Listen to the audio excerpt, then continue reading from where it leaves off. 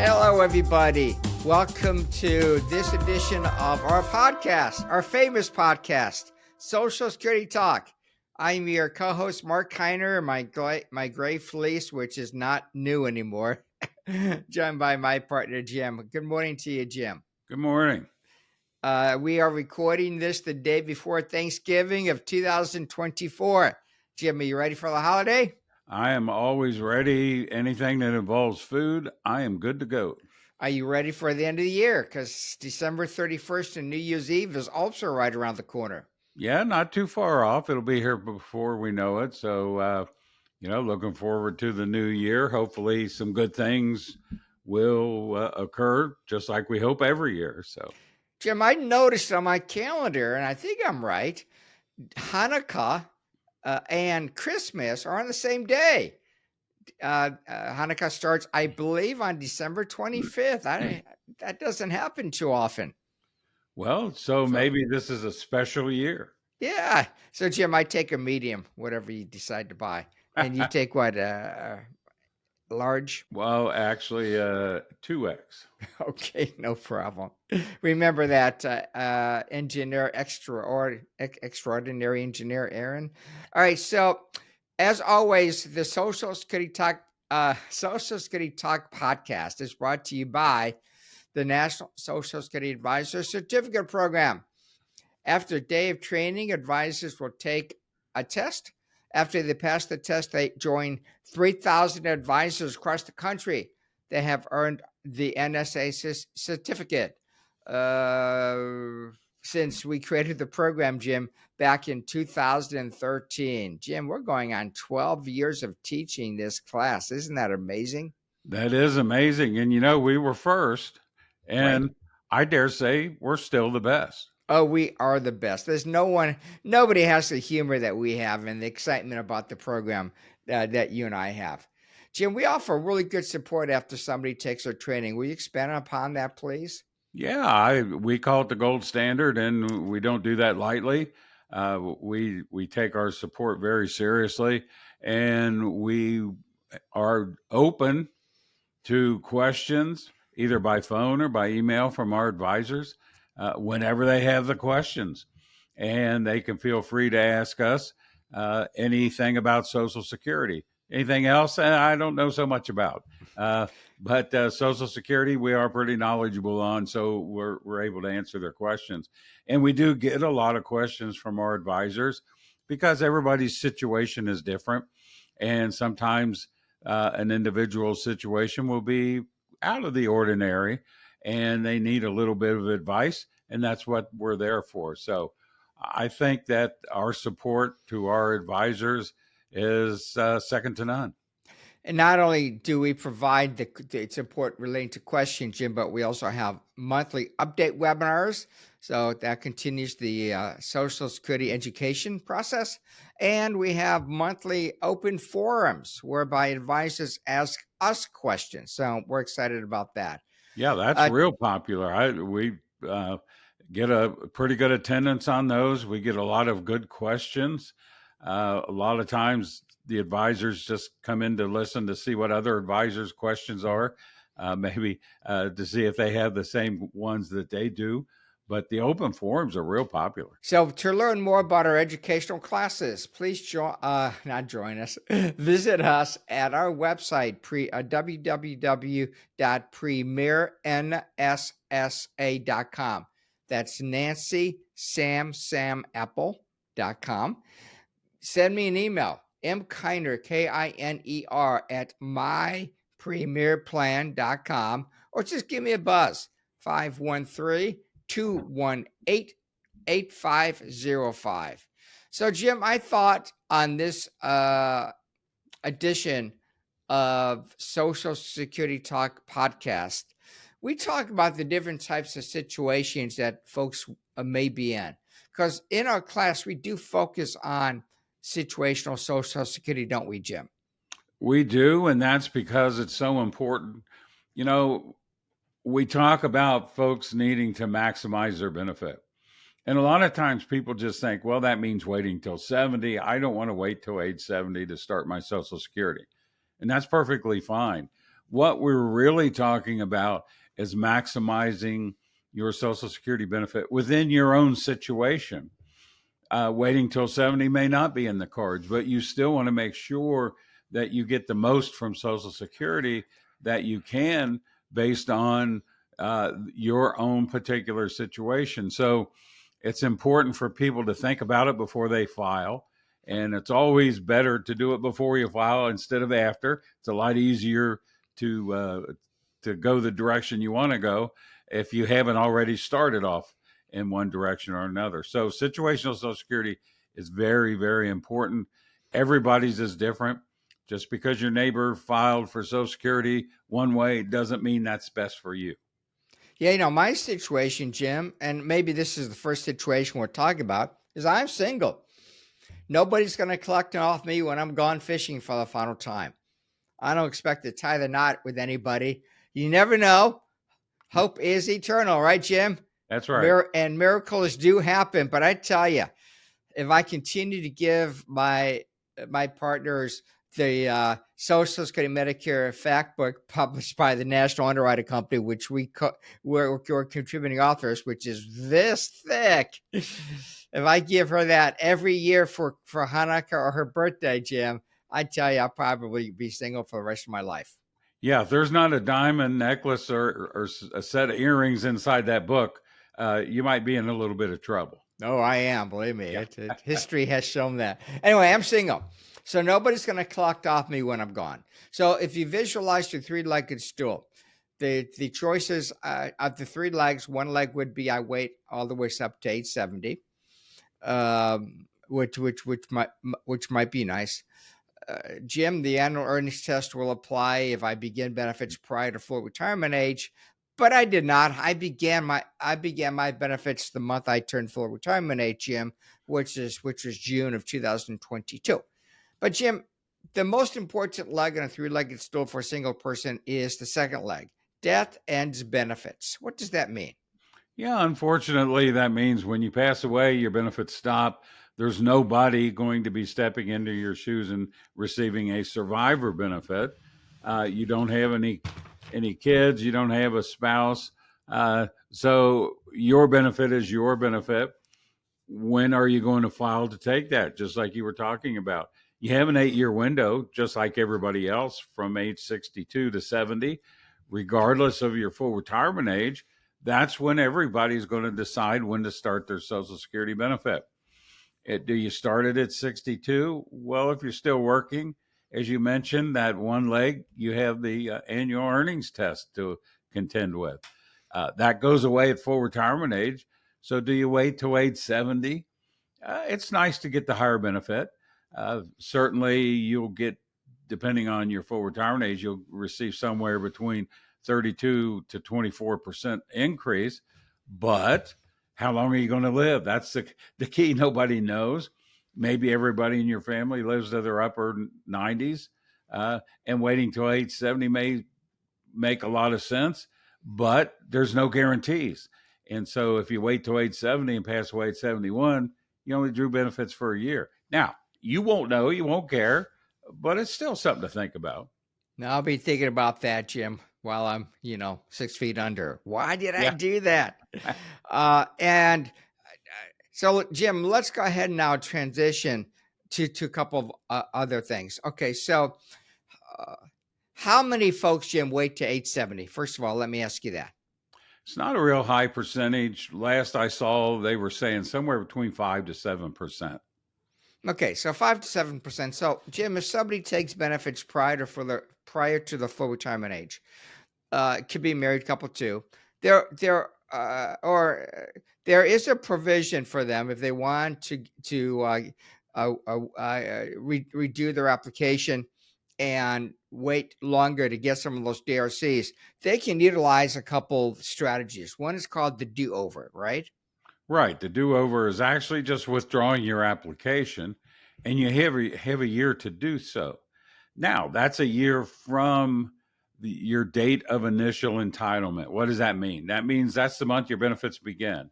So if someone files in October for benefits to begin in January, So it's going to say their benefit will begin in January 2025. They would have until January 31st of 2026 to withdraw because January is their date of initial entitlement. But if they were past full retirement age and elected for benefits to begin, say, in April of 2024, because Social Security allows that, if you're past full retirement age, you can have up to 6 months of retroactive benefits paid to you. That means April is your date of initial entitlement.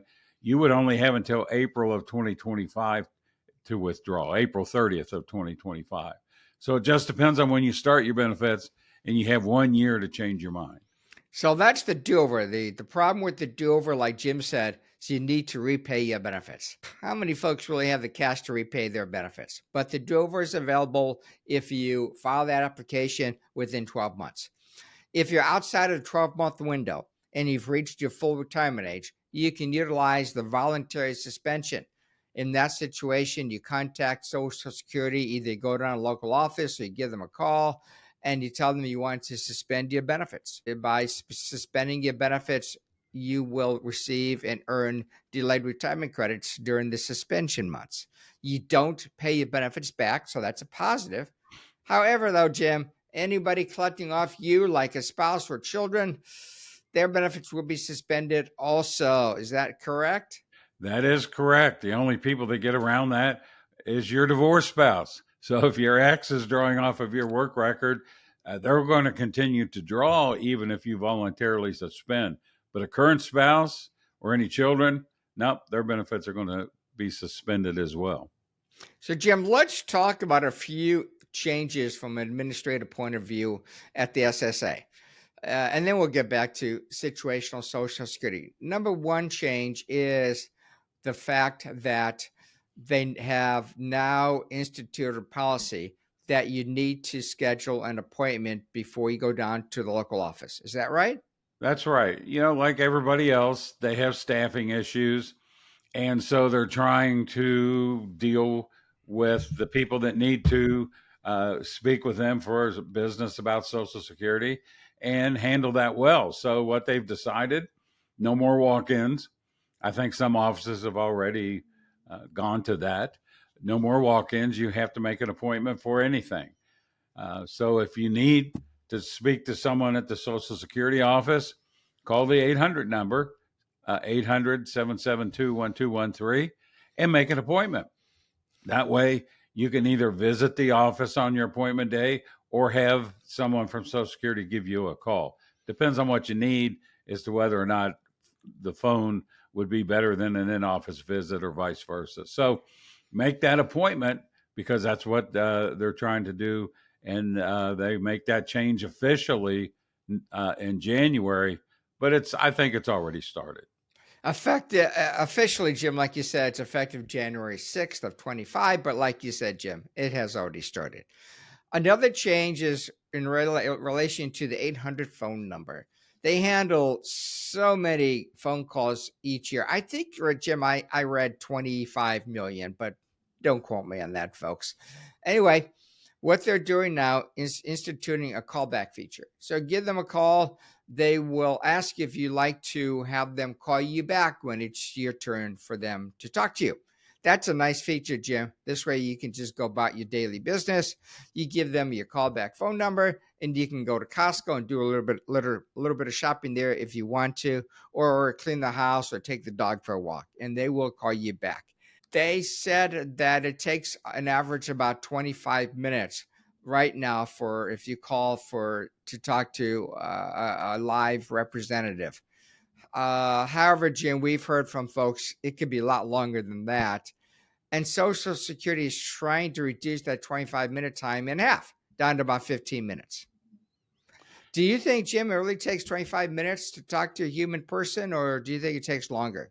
Occasionally, people do get through, and maybe that's on average. But the last person I spoke with who tried calling the 800 number was on hold for 3 hours and never did get to speak with someone. She just gave up um, and was asking what else she can do. About the only options you have, they answer the phone from 7 a.m. to 7 p.m. and You might want to call early before everybody else in the rest of the country gets up. Call at 7 o'clock Yeah. Eastern time. That's a little early if you're out on the West Coast, but you might get through a little sooner. Um, or maybe later in the day, people have gone about their business at that point. It's really hard to say anymore if what times are good, what times are bad. We used to say that for the local offices, go early in the morning or kind of later in the afternoon, but they're busy all the time now. So Mm. it's really hard to say exactly when. I would take advantage of that callback. You don't lose your spot in line. So at least that way you're not hanging on the phone. Just make sure you answer when they call. Got it. Thank you, Jim. The other change that we talk to our advisors about is the opportunity to file for that spousal benefit boost online instead of having to contact the SSA. Jim, we've talked about this maybe for the past 2, 3 weeks. Is this an official change? Do you know? I've just seen people talking about it. I'm on a Facebook group with current and retired Social Security employees, and they're saying on there that uh, you can now file online, even if you're already receiving your own Social Security benefit. If you're due a spousal boost on top of that, uh, before, if you tried to file online, they would tell you, sorry, we can't process this, call the 800 number. But supposedly you can file that now. I don't know for sure. If someone tries it and gets through, let us know. But hopefully that is the case because that'll make it a lot easier, not only for the people filing for benefits, but the people at the Social Security office too. So it's one of those win-win situations. Yeah, anytime SSA can transition something out of a local office or a phone call, yeah, onto the online platform, that's a good thing. Yeah. Even if it's as simple as trying to schedule an appointment to go to visit the local office. If you could do that online, Jim, instead of having to call them, well, that's a good thing too, right? That would be nice. Not sure. That's a pretty big task for them to take on. There's at some point there was around 1,500 offices, and each office has control of their appointment calendar. They can pick the times for their appointments. They can pick however many appointments for that particular time. So it would kind of be hard to manage that, but I'm sure there's those computer folks out there smart enough to figure that out. So that would be real nice. Yeah, yeah. Yeah, sure. I mean, if we can do AI stuff and do a whole bunch of other stuff on the computer, why can't we do that? Just pick the local office you want to go to their calendar, and just after a few clicks, you've scheduled the appointment. Well, that's how I view it. Of course, I'm not a tech guy. Me That's for either. sure. So you're listening to the Social Security Talk podcast, brought to you by the National Social Security Advisor Certificate Program. I'm your co-host, Marc Heiner, and joined by Jim Blair. We are based in Cincinnati, Ohio. We work out of our homes. We don't have an office anymore. My home is in Blue Ash, which is a suburb of Cincinnati. Jim, where are you located? I'm in Ross Township. It's actually a little north of Cincinnati, about halfway between Cincinnati and Oxford, Ohio. Oxford, Mm-hmm. Ohio is the home of Miami University, a very nice university, beautiful campus, uh, but about halfway in between. Very good. Jim, we don't have a lot of time left on this episode of Social Security Talk podcast. So let's talk about children. What if somebody has children that need to factor in? So they're taking care of a child between up to either age 18 or 19, depending on what the situation is. The child has to be single, of course. uh, Child is eligible for benefit either when a parent passes away or when a parent begins their own benefits. But Jim, let's talk about husband and wife, and they have a child. Let's say the child is 17 or 16, 15. It really doesn't matter that much. Sometimes, Jim, mom and dad are both eligible for benefits, so we'll suggest to the mom that she claim her benefits as early as she can. That could be as early as age 62 or 62 in 1 month. That would allow the child to take a benefit off of her work record. And then, Jim, when the dad turns on his benefits down the road, the benefit to the child might be higher off the dad's work record, and then the child will get more money. However, though, what is the complication there if we're waiting for the dad to turn his benefits on to the child? What's the problem there? Well, the child can't file for benefits if dad hasn't applied. And a lot of times, what will happen is while dad's waiting to apply, the child will age out, they'll reach age 18 or go ahead and graduate from high school, and then there's no benefits payable. So we see a lot of situations like you were talking about where, uh, and still it's getting closer, but still normally uh, the mom's benefit is usually the lower of the two. And she can file, and the child would go ahead and draw off of that work record. So they're receiving some type of benefit. This is particularly helpful, excuse me, if the child is disabled, because if the child is disabled, once they start drawing off of a parent, once they've received benefits for 24 months, they become eligible for Medicare. It doesn't matter their age. That starts when mom files, even though it's a lower benefit, the 24-month period starts. And at some point, they'll switch over to dad when he files for his benefit. But those months that they drew off of mom still count towards the Medicare entitlement. Um, if they're already receiving Medicare because they run mom's record for 24 months or longer, they remain technically entitled on her record. They're not paid off of her record because it's the lower of the two, but they're still on there. And so uh, the Medicare continues. There's no interruption in that. It can become real important for folks. So one strategy is for the mom to take her benefit first, that and the child to collect off her work record, and then when that dad turns his benefits on, and if the child has not aged out yet, then they can claim for a higher benefit off of dad's work record. So, Jim, a child's benefit is equal to 50% of the parent's full retirement age benefit, or PIA. Is that correct? That's correct.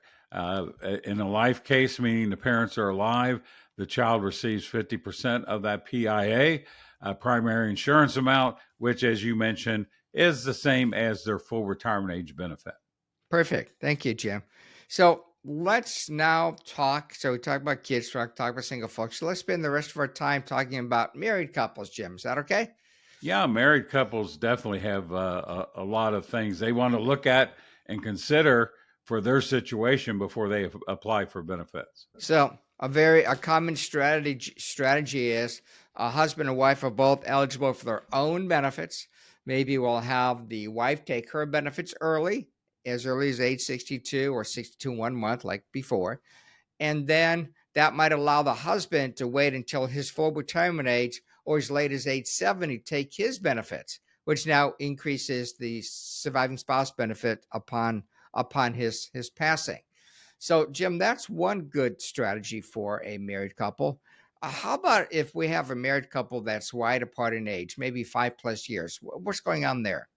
Yeah, in those situations, it's oftentimes, and of course, it depends on if the younger person is working because of the earnings test. But a lot of times, they want to look to perhaps take their benefit at 62. Yes, it's going to be reduced for age, uh, but they're going to start to receive that, and odds are they'll receive the survivor benefit before they reach that break even point of having waited until their full retirement age to begin the benefit.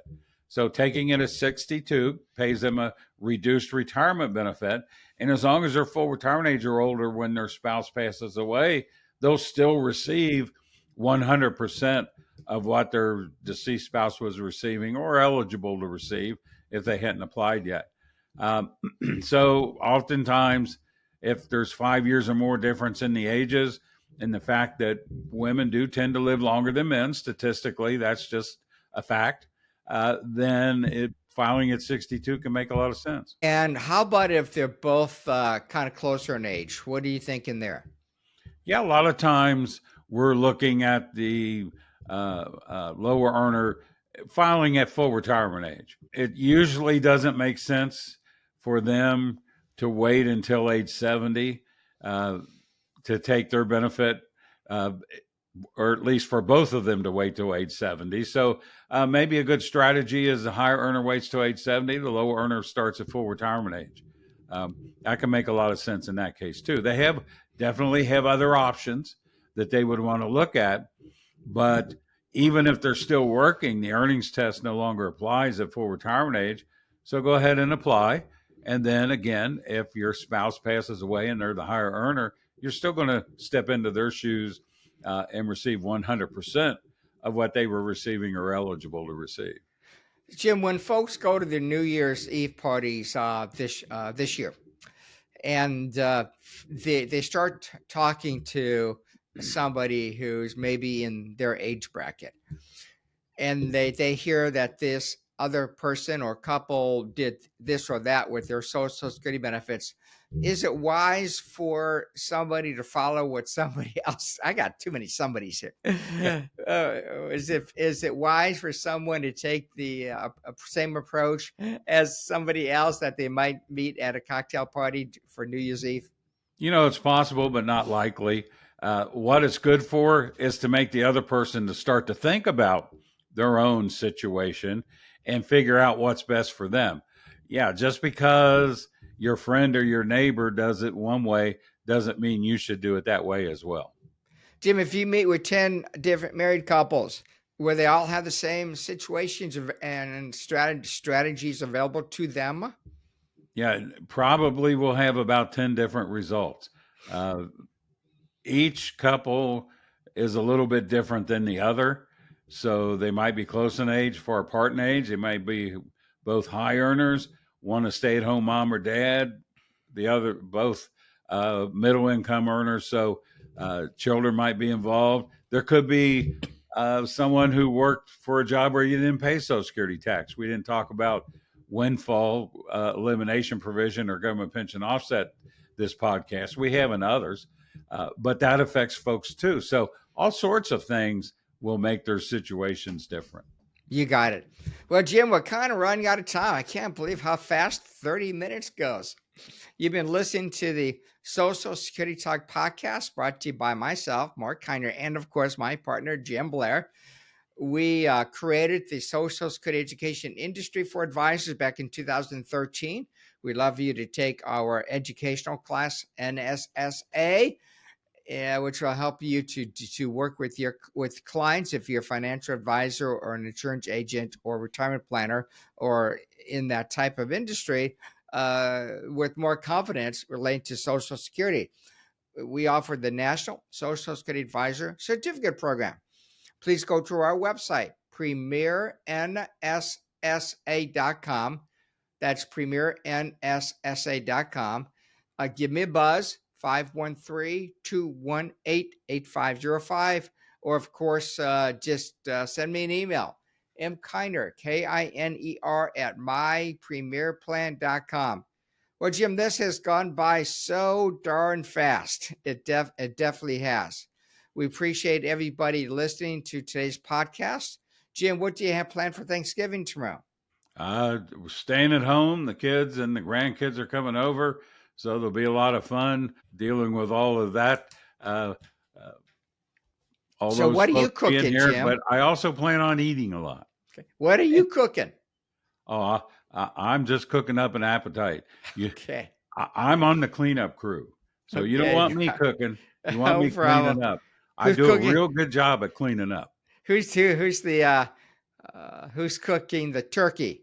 My wife cooks the turkey and then I carve it. Very good. So you're expecting a nice crowd. Yeah, we're just going to a relative's house for Thanksgiving. They told me not to bring anything. Well, so Just I do bring your have. appetite. Yeah, I do have an extra bottle of wine in the fridge, which I haven't opened, probably a year or 2 years old. But wine does last forever, so Yeah, I'm going to bring that wine with me, so at least I don't go empty-handed. there you go. Well, everybody, enjoy your Thanksgiving. I'm sure at this point, Thanksgiving's over by the time you watch this video. But we will be back with you sometime in December for our final Social Security Talk podcast of 2024. Take care, Jim. Thank you for joining me again today. Sure. Bye, everybody. Bye.